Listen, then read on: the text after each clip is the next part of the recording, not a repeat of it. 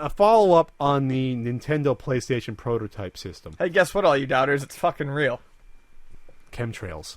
yeah, Tower 7. Anyways, so we just lost more listeners.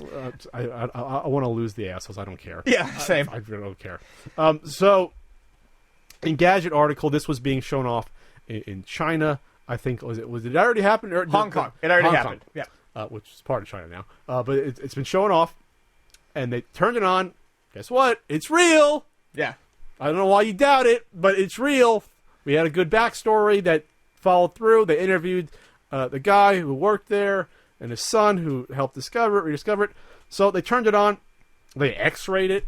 They did they did their proper. They opened it up, make sure. Yeah, they X-rayed it first because they wanted to make sure there was no kill switch in there. It would blow up. To render it useless, because unfortunately it works, which is great. No one I think was ever expecting this to work in a fully functioning manner. The fact that it simply exists is fantastic. But the cartridge will work, and with the test card in there, it boots up to a screen that says it does not detect the CD-ROM. The CD-ROM, unfortunately, does not work. Well, they think that it is basically like a CD-RAM card, the same way. Yes. There was a cartridge that was found with this that was a Famicom card, Super Famicom card, that people speculated. We brought it up maybe that it could be used to access a CD-ROM drive, because when systems like the Turbo CD, you need the CD to tell the system to access the CD-ROM. Whether it's extra memory that it can be used, like extra RAM, or just a command to not use that cartridge slot for that. So the bad news, though, the cool news is that you see a boot up screen. Yes. That's the cool news. It says Super Disc. Mm-hmm. That's the cool news. The bad news is that CD-ROM doesn't work. But still, I mean, the fact that it turns on, I mean, it's incredibly cool. It's an incredibly cool part of history. I do have to fault the fucking Engadget article for one thing, though, because they say, without a hint of irony or joking, that we'll never get to see if it plays PlayStation games. Of course it's not going to fucking play PlayStation games. Jesus Christ. Yeah, I don't think it existed PlayStation.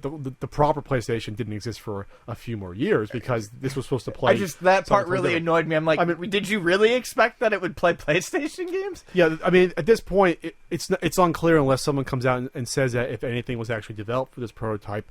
I doubt any CD game. Maybe a demo was made somewhere that worked, but they think that the data on the disc, on the original cartridge, either something happened or was corrupted to even access the CD-ROM. So maybe down the line someone can look into this and sort of figure out if there's coding missing, or get it to access the CD-ROM. I wouldn't get my hopes up. No, I mean, I think this is as far as it's going to get, and I think it's as far as we need to get. It boots up, it's cool, it's awesome, it's real, it exists. We got the boot up screen. As simple as it is. I mean, that's pretty cool. That's really all I ever wanted to see. Now the pair, have claimed, and I believe them, that they've turned down offers of $45,000 for this. Clearly, turned them down. I guess they don't need the money, because I thought maybe 25, but 45. All right. Actually, I mean, I honestly don't know that there's...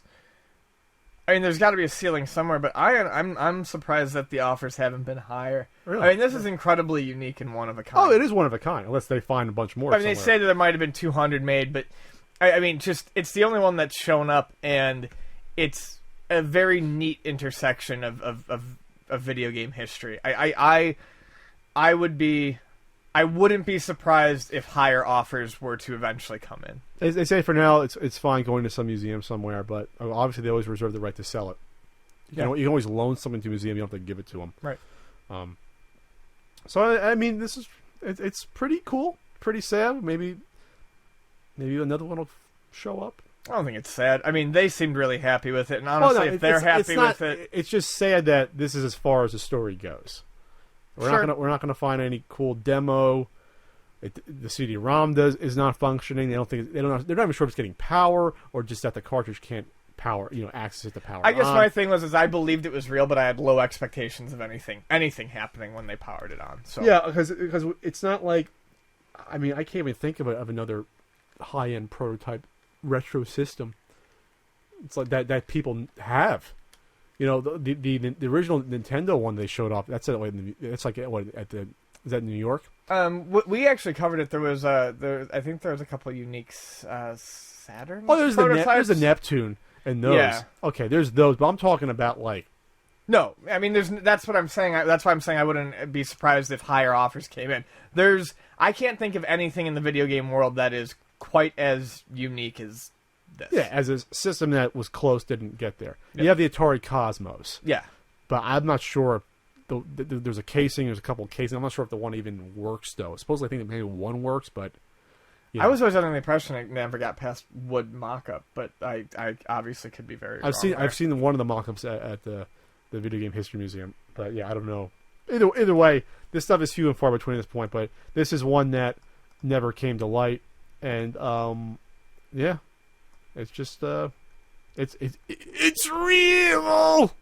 That was a reference to Star Trek Voyager episode. All right, moving on.